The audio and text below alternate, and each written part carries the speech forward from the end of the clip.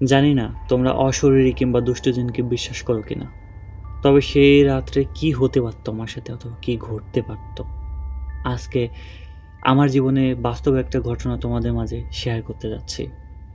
আজ থেকে ১.৫ বছর আগে, শীতের শেষ, গরমের কিছুটা শুরু, মানে এক কথায় বলতে গেলে দিনে গরম, রাত্রে কিছুটা ঠান্ডা।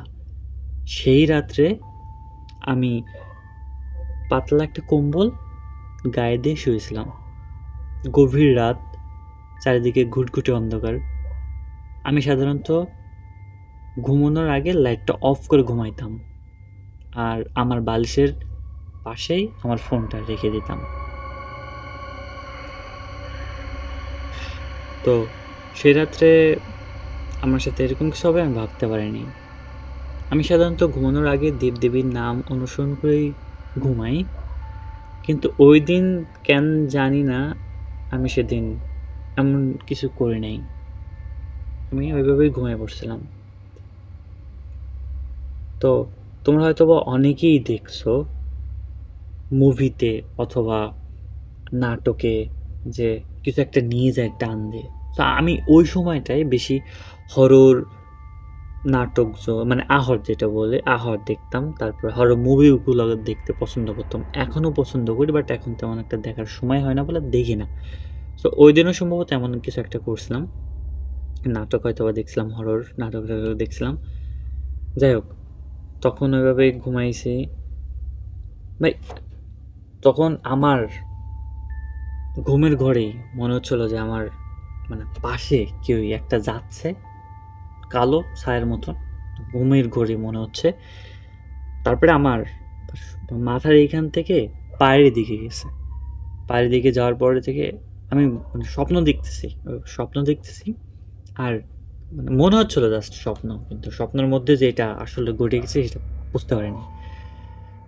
এরকম দেখতেছি স্বপ্নের মধ্যে, আর আমার মনে হচ্ছে কে যেন আমার গায়ে এরকম আলতো করে ছোঁয়া দিচ্ছে। তো এরকম করতে করতে আমার পায়ের ওইখান থেকে কম্বলটা, পাতলা কম্বলটা আস্তে করে টান দেন এরকম করে নিচ্ছে। আমি ফিল করতেছি ওইটা ঘুমের ঘোরে। আমি মনে করছি যে স্বপ্ন, কিন্তু ফিল করতেছি। সাধারণত তোমরা একটা জিনিস খেয়াল করে দেখো, তোমরা কোথাও বসে রইলা অথবা দাঁড়ায় রইলা, তোমার পিছনে যদি কেউ থাকে, তুমি কিন্তু পিছনে চোখ নেই যে দেখতেছো, কিন্তু পিছনে কিন্তু ফিল করতে পারতেছো তোমার পিছনে কিছু একটা আছে, অথবা তোমার মাথার উপরে কিছু একটা আছে। তুমি কিন্তু দেখতেছো না, যদি নাও তাকাও তাও কিন্তু তুমি ফিল করতে পারবা তোমার মাথার উপরে কিছু একটা আছে। সো আমি ওই জিনিসটা ফিল করতেছিলাম, জানি না কেন, কিন্তু আমার মনে হচ্ছিল যে পাওয়া থেকে কিছু একটা আমার ওই কম্বলটা নিয়ে যাচ্ছে, আর আমার পায়ের এইখানে এরকম করে আঁচড় দিচ্ছে।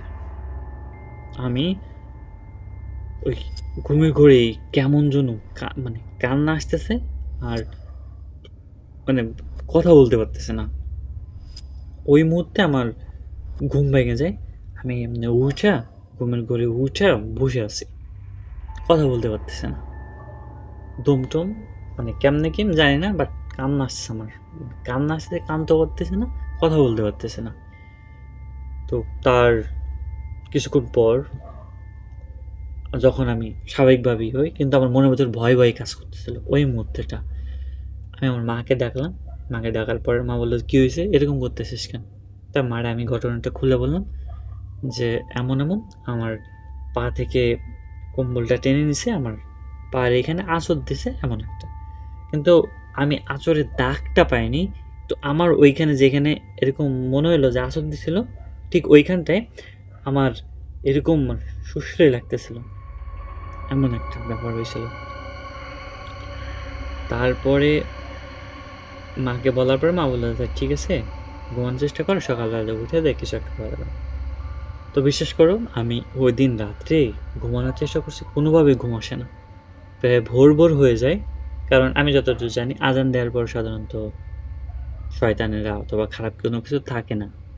যতক্ষণ না আজান দিচ্ছে ততক্ষণ আমার ঘুমই আসতেছে না, কেন জানি না। বাট ফোনও দেখতেছি, ফোনেও দেখতে ইচ্ছা করতেছে না, কিন্তু ওই মুহূর্তে আমার ঘুমই আসতেছিল না।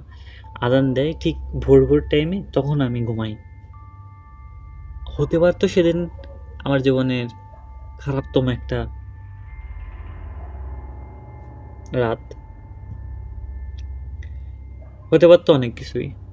যাক, সৃষ্টিকর্তা যদি রক্ষা করে কেউ কিছু করতে পারে না। তবে এটা আমি ওইদিন রিয়ালাইজ করতে পারছি যে ভালো কিছু থাকলে অবশ্যই খারাপ কিছু আছে। সৃষ্টিকর্তা থাকলে অবশ্যই শয়তানও আছে।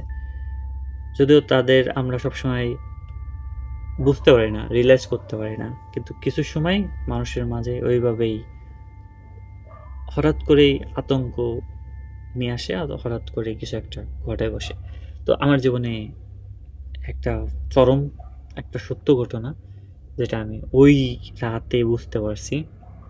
আর একটা কথা হচ্ছে, তারপর থেকে আমি ভাবছি যে আমার জীবনে যা কিছুই হোক, আমি ঘুমানোর আগে সৃষ্টিকর্তাকে স্মরণ করে ঘুমাবো। আর আমার এখনও ঘুমানোর আগে এই ডিম লাইটটা, মানে লো লাইটের যে লাইট, ওইটা আমি অন করে এখনও ঘুমাই। পাশে আমার বালিশের পাশে ফোনটা রেখে ঘুমাই এখনও পর্যন্ত।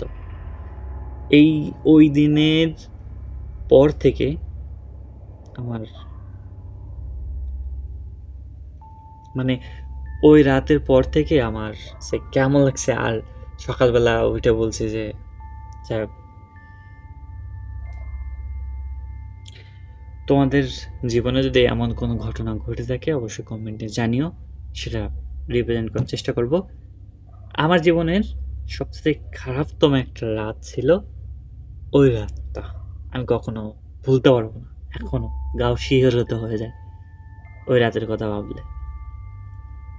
যদিও তখন আমি ডেইলি ব্লগ করতাম না, ভাবতাম মানে তাহলে আমি শেয়ার করতাম তখন, বাট এখন যেহেতু ডেইলি ব্লগ তোমাদের মাঝে শেয়ার করি, এখন এই ঘটনাটা তোমাদের মাঝে শেয়ার করার উচিত বলে আমি মনে করি, সেজন্য তোমাদের মাঝে শেয়ার করলাম।